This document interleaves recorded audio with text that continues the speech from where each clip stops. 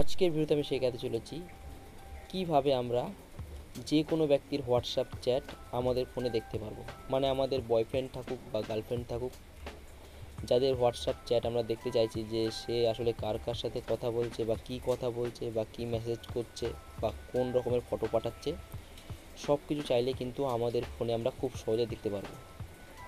মানে চাইলে কিন্তু আমরা আমাদের বয়ফ্রেন্ডের বা গার্লফ্রেন্ডের উপরে কিন্তু নজরদারি করতে পারবো নিজেদের ফোন থেকেই। তার জন্য কি করতে হবে না, এই ভিডিওটাকে অবশ্যই শেষ পর্যন্ত দেখতে হবে। তো চলো বন্ধুরা, ভিডিওটা শুরু করা যাক। সবার প্রথমে তোমার ফোনের যে হোয়াটসঅ্যাপ আছে সেই হোয়াটসঅ্যাপ অ্যাপ্লিকেশানকে ওপেন করবে। তো দেখো এখানে আমি আমার হোয়াটসঅ্যাপ করে ফেলাম।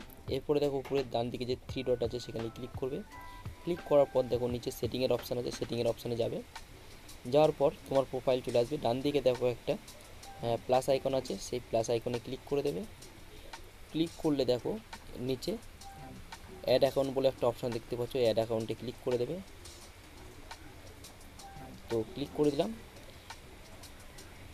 ক্লিক করার পর নিচে অ্যাগ্রি অ্যান্ড কন্টিনিউতে ক্লিক করবে। ক্লিক করলে দেখো এখানে ফোন নাম্বার চাইছে, কিন্তু এখানে ফোন নাম্বার দেবে না। কি করবে, উপরে ডান দিকে যে থ্রি ডট আছে সেখানে ক্লিক করবে। ক্লিক করার পর লিঙ্ক অ্যাজ কম্পেনিয়ন ডিভাইস বলে অপশান দেখতে পাচ্ছ, সেখানে ক্লিক করবে। ক্লিক করলেই দেখো তোমার ফোন যে বারকোড আছে হোয়াটসঅ্যাপে সেটা চলে আসবে। তো এবার এই বারকোডটা তোমাকে রেখে দিতে হবে।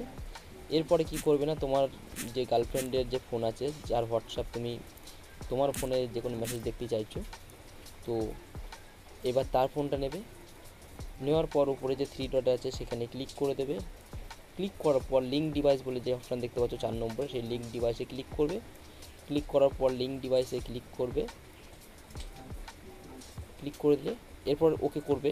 ওকে করার পর এখানে যে স্ক্যানার আছে, এই স্ক্যানার থেকে তোমার যে এই বারকোডটা তুমি বের করেছিলে সেটাকে স্ক্যান করে নেবে। স্ক্যান করলে কিন্তু এই ফোনের মানে গার্লফ্রেন্ডের ফোনের যত হোয়াটসঅ্যাপের মানে হোয়াটসঅ্যাপটা পুরোপুরি হ্যাক হয়ে কিন্তু তোমার ফোনে চলে যাবে, মানে অ্যাকাউন্টটা। তারপরে যখনই তোমার গার্লফ্রেন্ড কাউকে মেসেজ করছে বা কেউ তোমার গার্লফ্রেন্ডকে মেসেজ করছে, তো সব কিছু কিন্তু তোমার ফোনেও কিন্তু তুমি চাইলে দেখতে পারবে। ঠিক আছে, তার মানে তোমার গার্লফ্রেন্ডের যে অ্যাকাউন্ট আছে সেটা কিন্তু তোমার ফোনেও কিন্তু অ্যাড হয়ে যাচ্ছে তোমার অ্যাকাউন্টের কাছে। তো তুমি চাইলে কিন্তু যত ইচ্ছা তুমি চাইলে নিজের গার্লফ্রেন্ডের কিন্তু নজরদারি করতে পারবে, মানে তার হোয়াটসঅ্যাপের চ্যাট বা কলিং বা ফটো যা কিছু আছে সব কিছু কিন্তু তোমার ফোনে চলে যাবে।